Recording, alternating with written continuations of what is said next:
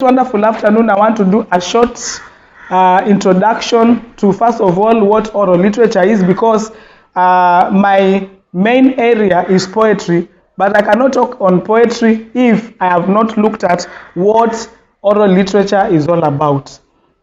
You know, we have what is referred to as literature, which is in simple words, is simply the studying of the society in all its entirety. So literature has been divided into written literature and oral literature. And as I tell all my students, you know, before you understand something very well, you have to actually go to the root. So we have said we have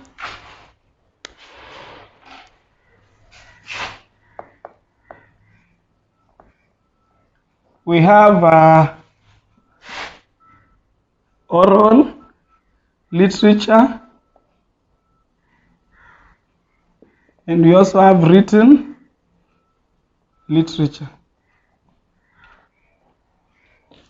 These are the two major genres that we can get in literature. So with the written literature, I'll just give examples of written works by various scholars.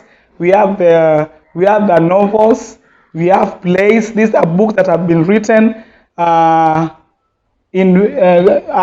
various issues, around the society, around the families, around so many issues. So like currently we have novels like The Blossoms of Savannah that we are covering in our schools, especially the high schools in Kenya. And then we also have plays, like for instance, A Doll's House, that's a play. We also normally have in the written literature the playlets. These are plays that are not so big and bulky. And we are also saying we have oral literature. There is one thing that all students should know, that the similarity between written literature and oral literature is always the use of words.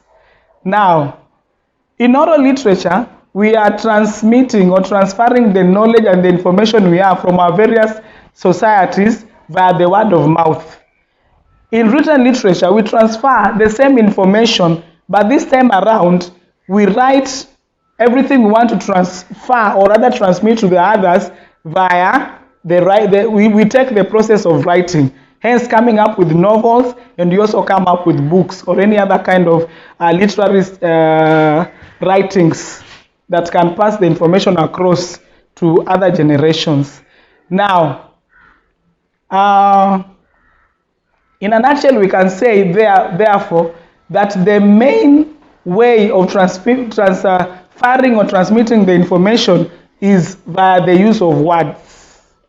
You can see you are transferring words either via the word of mouth or via writing. So when you get this from the word go, it will become very easy for you to understand what poetry is. Now, again, in oral literature, there is this term referred to as genre. Genre can also be referred to as type or kind. So we come to the fact that under the written literature here, like I've already mentioned, we have genre like novels, we have plays, and so forth. Now, under oral literature, where poetry is under, we have various genres. So we have oral literature. So we have the following genres. And I've told you another word for genres is kinds or types. Okay? So we have genre number 1. We have narratives, very common. These are things we have studied, especially for us in Kenya, since we are in primary. We know narratives. Then examples of narratives we can talk about. We have the legend story that talks about heroic happenings and heroic deeds.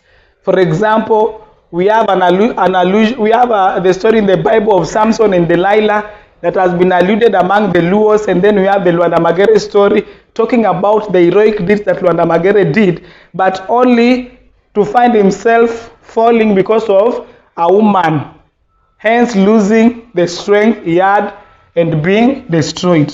We have the stories that tell us origin of things, mythical stories.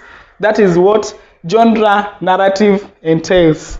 So I want to say that what I've already mentioned there is that narrative is one genre. So under this genre, we have other subgenres. And the genres I've mentioned for now, we have legends, because it's not my area of coverage now. We have myths. We also have happenings. For example, we find a story or a narrative explaining to you how Luos began digging. Then you get to understand how did these Luos begin digging, or why the pied crow has a white tie. Those are called etiological stories or narratives. I want you to understand from the word go, why am I doing this? Many people have released very negative notion that poetry is hard. Poetry is very simple. So we begin from here. Then we go to another genre. We have the genre of songs. We have the genre of songs whose subgenres are like, for example, praise songs. You could be praising your loved ones. You could be praising God. My God, you are a good God. There is none like you. You could be praising like your president. We have topical songs. These are songs that have got topics. You just sing according to the topic. Like, for example, you tell wananchi walime, wapande mboga, wakule mboga, wawe na afya njema. You know, those kind of songs. Then we have wedding songs. Harusi ipo, harusi haipo. Then you begin singing, you happy bibi, harusi twamtaka tuhangaike naye. Those are the subgenres of the genre songs. Then we also have other genres that we should also know. I've already told you genres means kinds or types. So we have said we have narratives, we have songs, we also have dances. You will find that we have Kilumi dance among the Kambas, we have Agiriama dance, we have Luo dance, we have Luya dance. You know, all those are subgenres of the genre dance. Now, I'm trying to rush through because the genre I want to cover is the genre on oral poetry.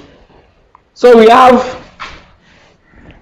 the genre poetry, oral poetry. We are saying oral because we do it with the word of mouth. You cannot do a poem. A poem loses its meaning when it is done, when it is written. This is a city on a hill, a school with God's glory.